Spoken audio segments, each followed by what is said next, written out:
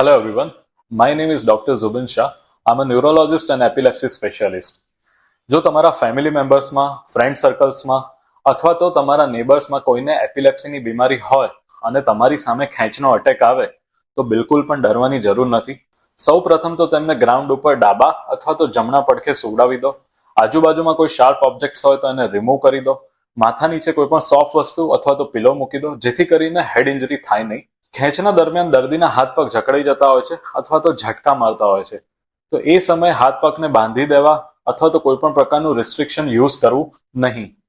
ઘણા લોકો એવું માનતા હોય છે કે ખેંચના સમયે દર્દીને લસણ અથવા તો ડુંગળી સૂંઘાડવી, નાકમાં ચપ્પલ સૂંઘાડવી, મોઢામાં પાણી અથવા તો શુગર મૂકવું, માઉથ ટુ માઉથ બ્રીથિંગ કરાવવું અથવા તો CPR આપવા, આવું કરવાથી દર્દીનો ખેંચનો અટક જલ્દી પતી જાય છે એવું બિલકુલ પણ હોતું નથી. જો ખેંચ 5 મિનિટ કરતા વધારે ચાલે અથવા તો ઉપરાઉપરી 2 થી 3 ખેંચના અટેક આવી જાય તો અર્જન્ટમાં તમારા ન્યુરોલોજીસ્ટને કોલ કરો અને તેમની હેલ્પ લો. Thank you.